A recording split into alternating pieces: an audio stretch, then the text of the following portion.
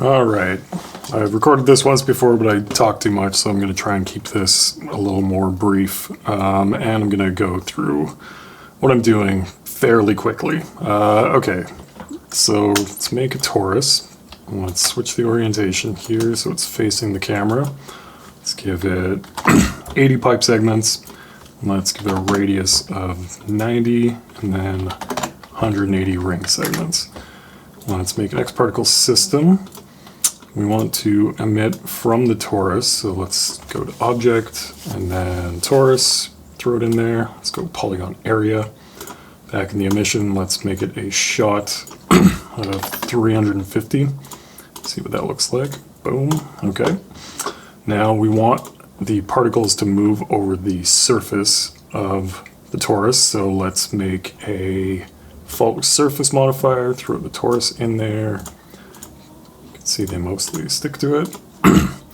Let's give it a little turbulence, switch it to curl, and that's what we got. Okay. So let's follow those with trails. Put the trail on there, that's what we got. Instead of the scene length trail, let's give it 60 frames with a variation of 10 frames. See what that looks like. Okay, some wormy kind of things. Let's mesh those with a spline mesher and throw the trail in there. And let's make caps. So we want them to be biggest in the middle and then smaller on the front and end. So let's put a point in the middle and drag these down. I just spun down size here to get to this. Click on this, make it a bit wider, and see what we got. Hide the trail. Okay. The latest X Particles update, which I'm using, they've added a Fong tag to the spline mesher, so I'm just going to get rid of that because I want to see these blocks. And okay, so what we want to do is make all of this one singular mesh. I'm in R19, so I don't have access to it, but you could probably use the volume builder for this in R20 and on. But I will use the OpenVDB mesher. So under generators, OpenVDB mesher, and we want to mesh the spline mesh and the torus. So let's hide the torus and the spline mesher. And in the example, you could see there was all those little blobs, which is what we want. So the torus, we want to use surface as the mesh mode, but for the spline mesher, we want to use points. And then, there we go. Now let's clamp those points down a bit. 6, voxel size 3, something like that. And then we have our little blobby things. Neato.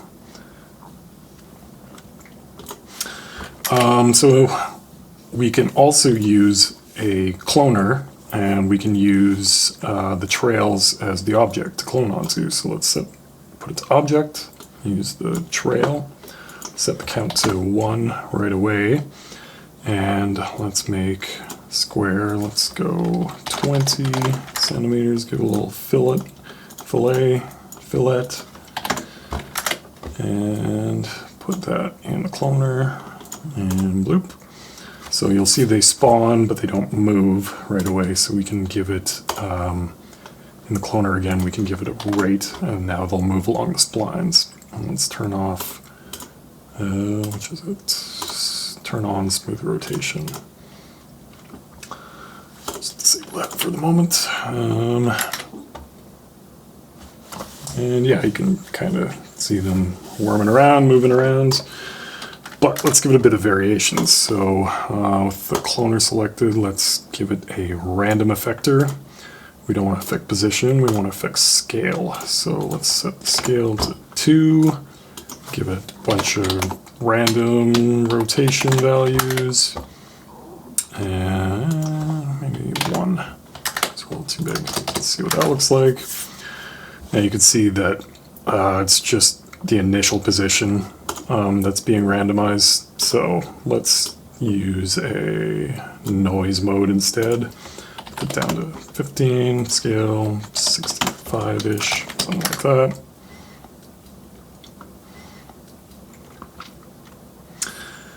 Okay, now you can see them all kind of moving, wiggling, worming. Turbines, turn down a little bit. All right.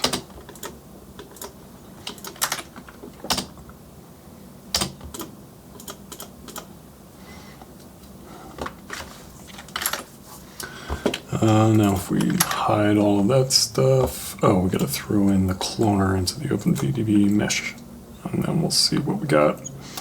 Let's give the random a little bigger size, actually. Let's go 1.7.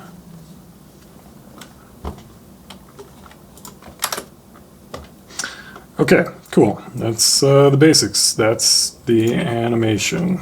So let's now jump into cycles. Make a new object material. Throw it on the OpenVDB mesher. Actually, I'm going to hide the spline mesh as well. Okay, let's start our cycles real-time preview. I just got it on the other window here, but let's do viewport rendering, and I'll just throw it back up here. Double click on this to open the attributes manager. Mine looks a bit different because usually there's all of this stuff and all that, but it all got in my way, so I just get rid of that, get rid of node list, icons, blah, blah, blah. So the way Cycles works is you have to click on stuff and then it will open in the attributes manager here. Now I like to have my cycles full screen, so I just turn on the show attributes up here, and then you can get it right here. And then you access it. And then just swipe it over there when I need more space. So, but in this case, we're actually going to want to see the viewer, which I have on my other screen. I don't normally do this, but yeah, okay, so let's look at building this node. So if I press tab, it will open up this, and what we're looking for is the geometry node. Throw this over here, and Cycles has this cool thing where you can solo parameters just by clicking on them. And the one we're looking for is this pointiness, and so it's actually doing a bit of edge detection. And so you don't see it as well right now, so we need to multiply that a bit. So let's load up a ramp, a gradient, essentially. Let's throw it into the factor. Now let's solo the color on that. And now we do want to see the attributes for this. So let's click that, and the attributes that we have here, let's put this, the black at about 50%, and the little knot here, let's put that around 5%. And you can see what it's doing here. And that's looking pretty good already. Let's maybe put it down to 3. Sure, good enough for now.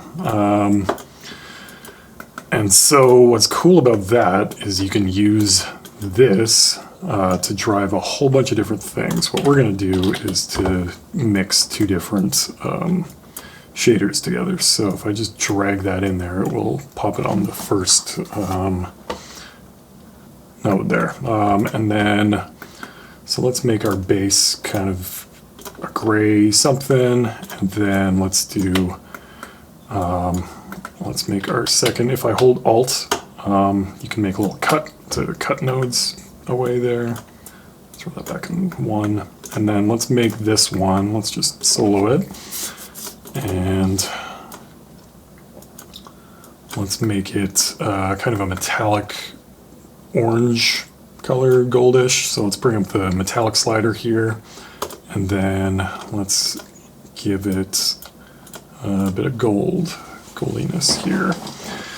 Okay, let's play around with that a little bit. Cool, and let's throw that into the second spot on the mix shader. Bring that up, and now let's use our little thing that we built here to control the mix values. And then you should see, oh, I still got that soloed. Unsolo that. I don't know what they call it. I call it soloing. And okay, so you can see what that's doing. Okay, so let's now add some extra stuff. Let's give it a little bump. We're not going to touch our gold too much here, so I'm just going to right click on it, go hide unused sockets, and that will shrink it down substantially, which would be nice to keep everything kind of organized. Whoops. Oh yeah, if you shake things, it will disconnect. Okay, so how do you deal with bumps in Cycles? Let's add a image texture node. So let's type in image, and for this one we're going to need our attributes, so let's just pull that up, and then if we click on our thing here, there's a pack that I use a lot, and it's great. So it is by, let's just take a look here, it is by, it's called Surface Collection 2.0, and I will put a link in the description. It's an amazing pack. I use it on almost everything. It's great, and it's like $5 or $6 or something, so go buy it. Support this guy. It's great. So the one I'm going to be using is in Stains, and this Stains 09. So let's open that up, and so the Cycles image texture node has this, which is non-color data and color data. So we want to use, I don't know, I'm torn because I just play around with it. Sometimes, like with a black and white map like this, you would normally want to use non-color data, but sometimes it just looks better with color data. I'm going to leave it on there, color data for now, and see how it looks. So things are color-coded in Cycles. So this color, you know, would go to the yellow would go to the yellow here, but we want to use this for a bump, and the bump is normal for, you know, the principal BSDF. They use normal instead of bump, so we need to convert this to a bump. So if we type in bump here, we get a bump node with a purple normal output. So then we want to plug that into our height. And let's just take a look, see what that looks like right away. It looks like nothing, right? So we need to multiply the signal going into that bump. So we do that using a math node. And so we want to change the function to multiply. And let's see what we got. That doesn't look like much. Right. Because the way that the OpenVDB works, it doesn't provide UV. It doesn't provide UV coordinates because the mesh is generated every single frame. So we need to kind of guess, or we need to make Cycles guess how to orient it properly. So we can use a couple different ways. We can use a texture coordinate tag, and then you get various like approximations of what the UV information might look like, and you get some odd results. So it's not exactly ideal, but generated tends to work quite well. So we plug that into the vector. If you want to have things work like Octane does, you can add a texture tag instead, and then this will respect these projection types, Cinema4D's projection types. So you get a bit of weird results sometimes, so play around with these. You know, your mileage may vary. Let's actually use the texture tag. And you can see it doesn't look like much on there, but let's change our projection to flat instead. And then that should look a bit better. I might have to step forward for its update.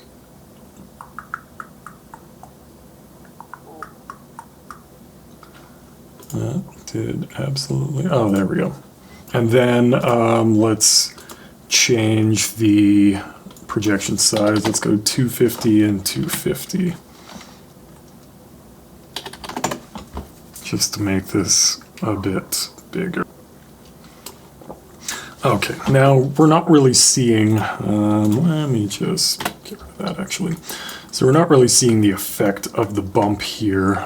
So we need to turn this up a bit. Let's just make it real obvious. And so you can see, I don't know if you can actually tell, but it is actually pushing outwards, when we want it to push inwards. So if we go to our bump node, we can just invert it right there. The other way of doing that is you can just grab an invert node and then just drop it in there. It does exactly the same thing. Okay, so let's make it even more apparent, and this is what I ended up doing for the final version anyway. Let's plug this into our color of our bottom one here. Yeah. And then jump back out here. Now you can see how it's affecting the color there. So I don't really like how it's looking, so let's add a couple math nodes in there as well. And instead of multiply, let's do a subtract and see what that does. So that looks like complete trash. So let's change this to something real tiny, 0.001, and let's make another one, and let's go negative 0.09. Okay, and then let's try non-color data, see what that does for us. Okay, so actually non-color data, it makes it look better in this case. So okay, so we got one of our bumps set up, and now let's add a second mix shader here. So I'm just going to control drag that over. And then, yeah, we want that one in there. And then let's make another one of these. Drag this down. I'm just gonna unhide unused sockets. Throw that in there into the second spot. And then the value that we want to use to mix these ones, we're actually going to use our stain map here. So good practice is you generally need a math node to multiply the values to get things to look right.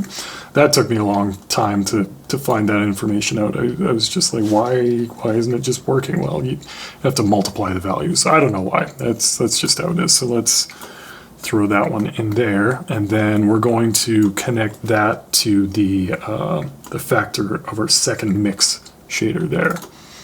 And so, okay, and then on this one, we want to get rid of the metallic. We don't want it to look like that. What else change? Let's change the color a bit, make it a bit oranger. Yeah, a little lighter orange than that. More on the right side. Okay, cool. Let's see what that looks like. Yeah, okay, interesting.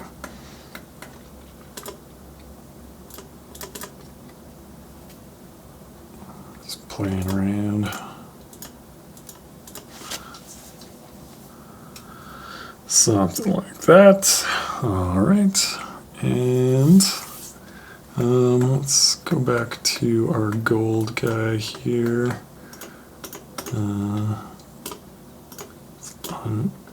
Unhide that stuff. Let's give it a little bit more specularity and a little bit more roughness as well. And then, so yeah, that's what that one's just for the edges there. Let's make it a little brighter. And let's put our IOR up a little bit, make it a little shinier. Cool. So I want this to be a little blacker than it is right now, so let's just play with our values here. Let's set it to 6 instead, and maybe it's this we have to change actually. Let's just cut those guys out for now and throw that directly on there. There we go, okay. So end up getting rid of these math nodes. That's okay. We'll keep one of these guys. Maybe not. Maybe not. Let's throw an invert on there.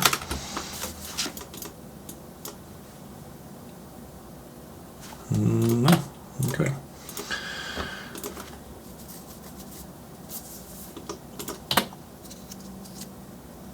Yeah, I like it without it. Okay, let's, why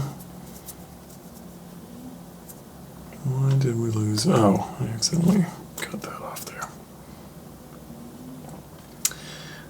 Okay, so this needs, I mean, that's basically the shader right there. Like that's kind of the whole thing. Oh, I guess the one other thing that I did is I also used this bump and threw it into that one there, so that the bump goes on the pinky kind of texture in the middle there as well.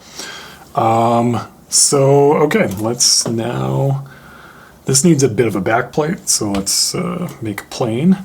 And I'm just gonna turn off the real-time preview for a moment. And another plane. Sometimes you have to jump out of the camera for it to, or no, turn off viewport rendering. There we go. Okay, let's make a plane. Let's scale it up. Go to top view, and let's just drag it behind it there. Make sure it's big enough to cover the camera. Okay, and let's just hide all of our X particle stuff for the moment. And let's make a new texture for our background. So let me re-enable viewport rendering. Let's make a new principled BSDF, throw that on the plane. Open our node editor.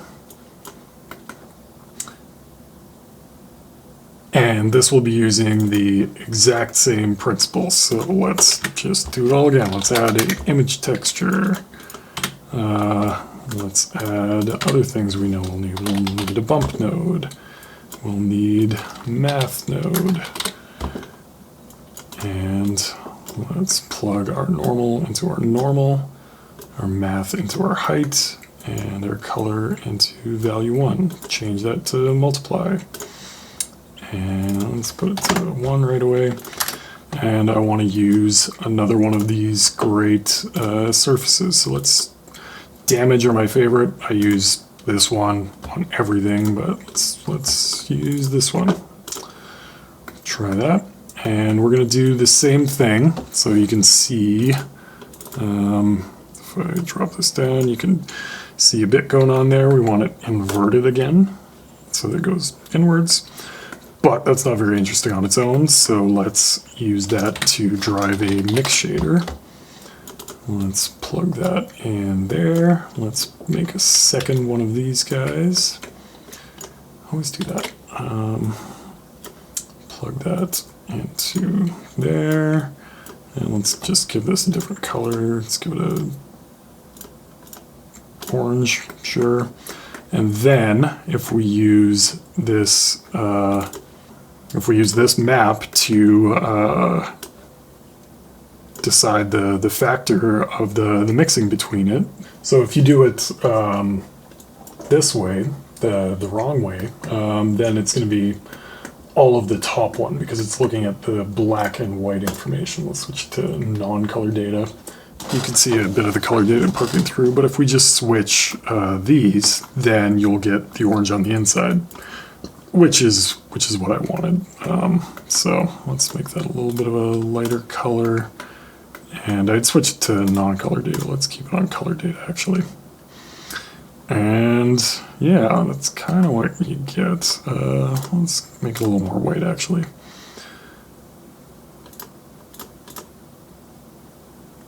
And so yeah, you can see a bit of a variation of coloring there. So if we want more control, let's use a different, let's change this to 0.3. Let's use a different multiply node to determine our mix. So if we do that and then change this to 3,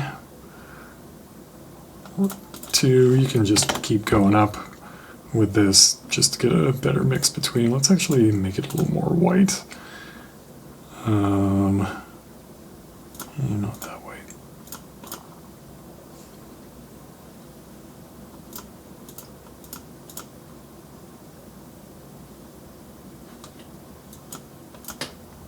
Oh yeah, there you go. That's essentially the whole thing.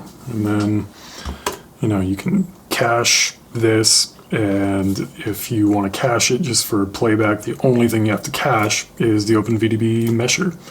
You don't have to cache any of the rest of this stuff because you're just making a singular mesh at the end of the day. So yeah, and then you can do some camera movements and make an animation out of it. But yeah, that's just some interesting things. And then I'll show you, just using this same technique, how I initially kind of came up to it was trying to make a rust shader. So yeah, I'll pop over to that now and show you what that's all about. Okay, and so this is I just have a couple models from Scan the World, crazy high resolution scans of sculptures and various things for museums, and they're awesome. They're super high poly, so they make things pretty laggy. But so I just have a couple examples of this rust shader that I was building, and it's using the exact same principle, except so it's going to be super slow, but it's using this, this pointiness thing again. And so I'm just going to bring up the color ramp here, and you can see the differences that it makes. Say if I go 45% here, it's pretty much all gold, and then if I go to 51, you get some edge highlights, but it's mostly just this rusty thing. And I just did that by I used one of these bumps here, but I used a rust texture as the color, and then I changed the hue a bit to make it a little more greeny, bronze rust kind of thing. And yeah, so that's that. Let's check out some of these other examples.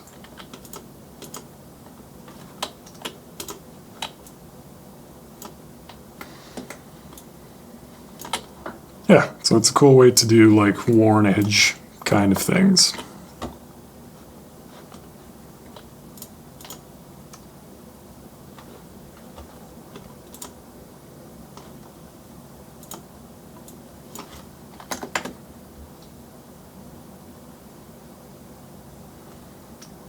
Yeah, so have fun.